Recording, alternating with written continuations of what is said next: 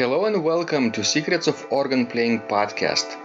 We are your hosts, Vidas Pinkevičius and Aušra Pinkevičienė. We've been mastering secrets of organ playing for more than 20 years and sharing them on this blog since 2011.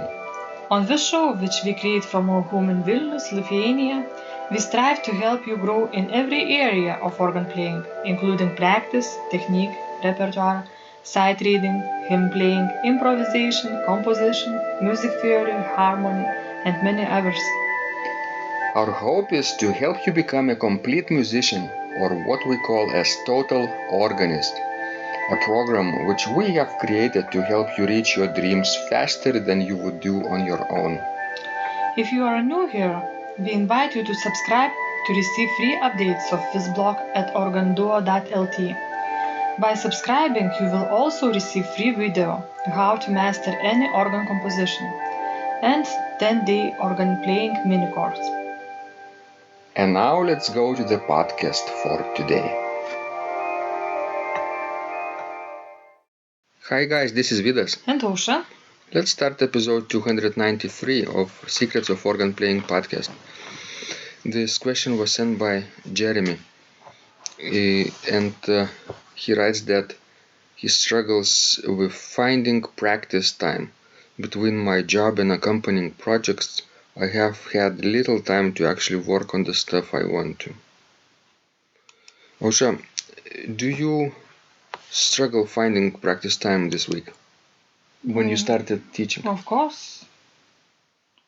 But sometimes I feel sort of strange because people might think that we are a magician. That, we write to us asking about, having more time to practice, and we will make more time for them to practice. What do you think? Don't you feel the same way? Well, sometimes just a few words of encouragement can go a long way. But obviously deep inside, people know that real steps have to be taken by themselves if playing is important to them, important enough, right? A person, not necessarily Jeremy, but anybody could say that organ playing is important on the surface, right? And they might have a lot of CDs in their collection, even listen to a lot of YouTube videos of their favorite organ music. They could read a lot of organ-related books. They could go to organ-related concerts. They could, for example, buy even an instrument, used instrument or some kind of electronic organ at home to practice. They would invest everything, right? But that doesn't necessarily mean that that person will sit down on the bench. But maybe we need all that other activity, just to get inspiration. Don't you think so? That sometimes listen to a good recording or going to a concert is worth Yes, very much. For example, last week we went to a few concerts of Early Music Festival, which we also played in last week too, which is called Banchetto Musicale. We know the organizers, and we absolutely love the kind of music they promote. But it would be, I think, counterproductive to just go that week to all the concerts and never touch the organ ourselves. Don't you think? I know, but it's funny, you are talking about last week when we both played that recital, in that festival of early music, and then you went to Liepaja and performed, a solo recital, improvisatory recital, and basically killed that Liepaja's organ. Yes. Shall I talk a little bit about that? Yes, you need to tell everybody about it. Okay. Liepaja, the city, about 70,000 people live in there on the Baltic coast, in the southwestern corner of Latvia, about 100 kilometers from from the city I grew up in Klaipėda. So basically, it's a very nice city on the coast, and it has a wonderful Lutheran cathedral, Holy Trinity Cathedral, which houses sort of the largest mechanical organ in the world with 131 stops, even larger than Sydney Town Hall organ, because the Sydney Town Hall organ has 127 stops in tubular pneumatical action, not mechanical. So it's completely in original condition, and it has all those mechanical devices which you would have in mechanical action organ at the time from 1885,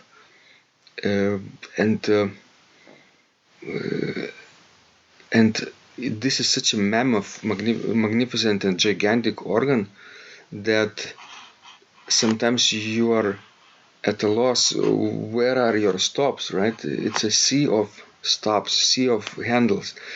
The various colors notate various divisions, and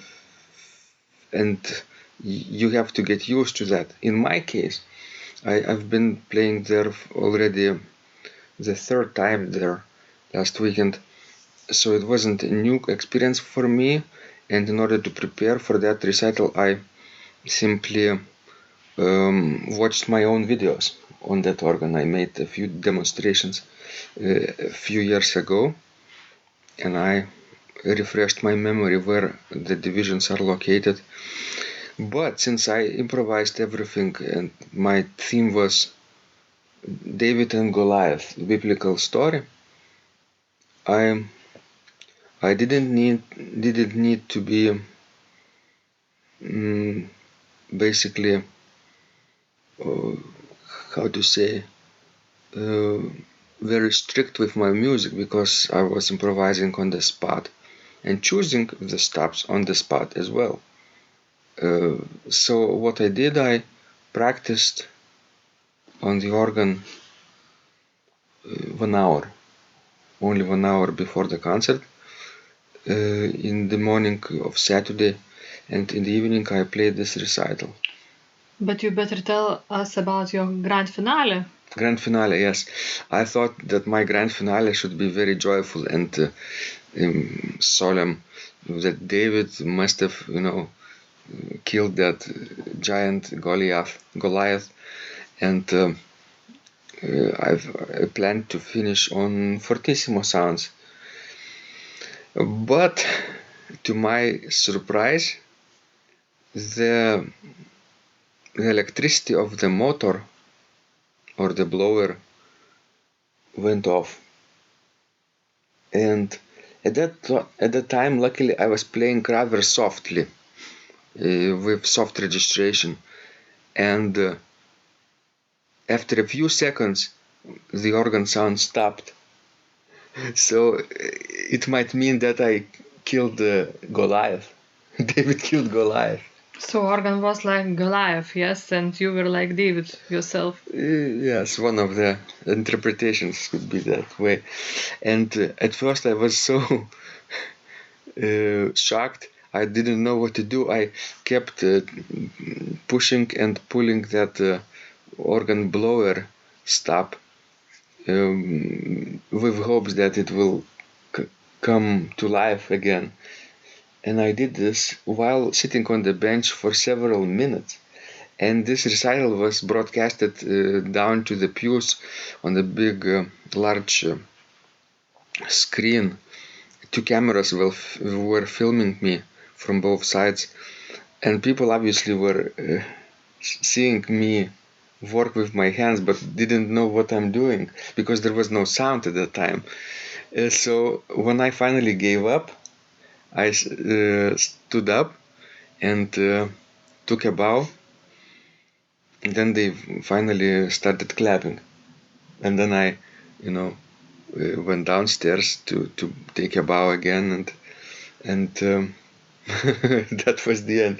So then I asked what happened to the local organist, and he said that this happens from time to time with this organ, and he needs to call organ builder. I was relieved to know that I wasn't the first one to break this organ. It's basically maybe some contacts, some wiring was not in place in the right order with this organ. That's a fascinating story. I hope it will, encourage people to practice. And maybe, Jeremy, after listening to your talk, will, squeeze some practice time in his schedule. You know why I think people could squeeze in some practice every day, at least 15 minutes. In my case, is because for the last 2 weeks, every day of the week before this Liepaja recital, I went to the church to practice my improvisations. And I even broadcasted my improvisations on Facebook Live that I usually do, and this gave me motivation, right? Like I knew that my concert is coming up, and if I don't sit down today, I missed one day, and tomorrow my fingers will be weaker, my creativity muscle will atrophy a little bit, and in the long run it will affect my playing, So I kept motivating myself through this public accountability, through deadline approaching to my recital, and also through broadcasting my live organ videos. I'm not saying, Kosha, that Jeremy should necessarily, broadcast himself.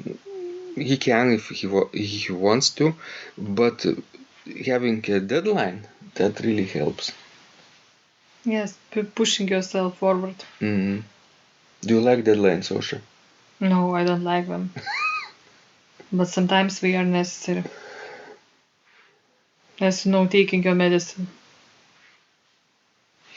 Would you practice less or more if you didn't have public recitals lined up 5 years from now? Probably less. Me too. I remember there was a time after we returned from the United States studies, and in one, I think, half year, 6 months, I didn't have planned recitals, and I didn't practice every day.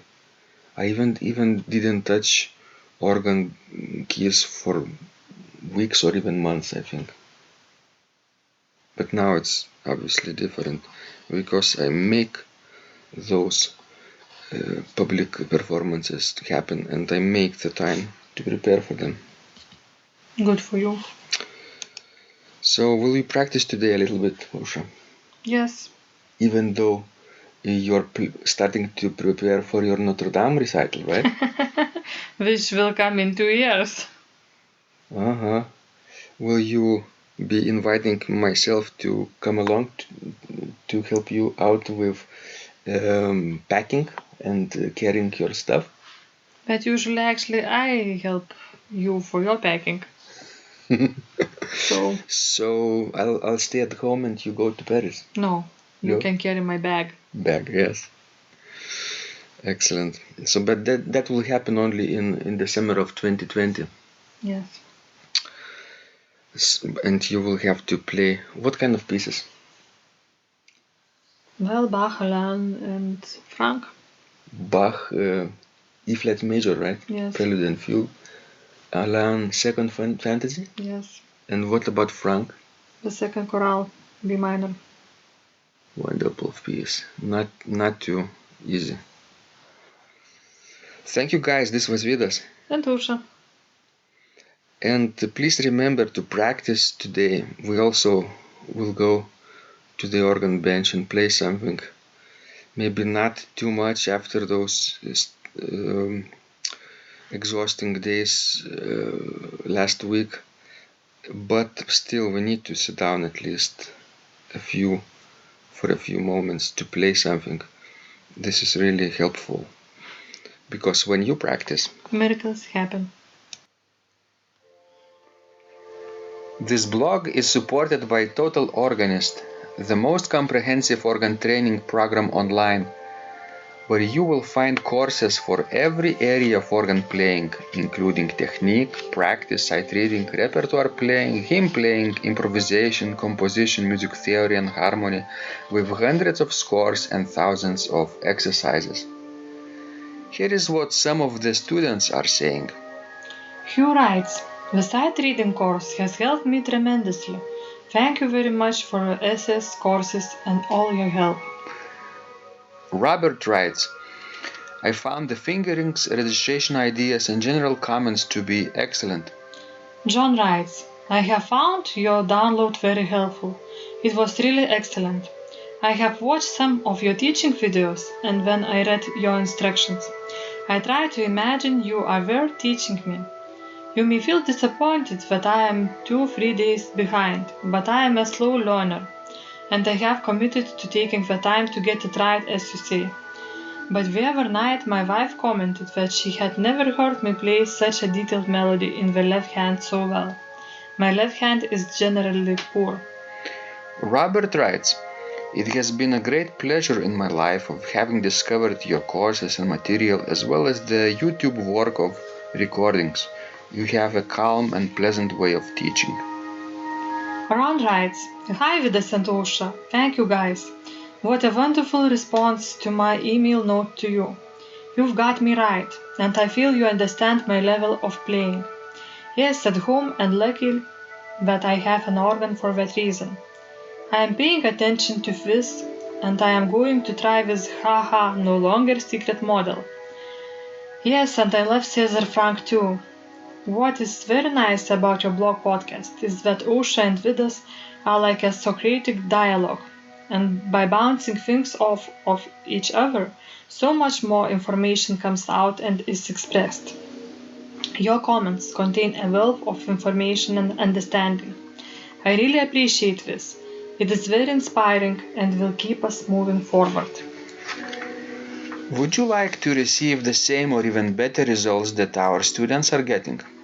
If so, join them at organduo.lt/total-organist.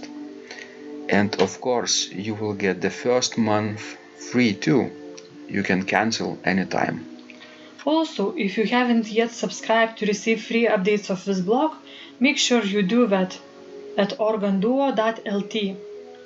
By subscribing, you will also receive free video, how to master any organ composition and 10-day organ playing mini course. This was Vidas. And Ausra from Secrets of Organ Playing. And remember, when you practice, Miracles happen.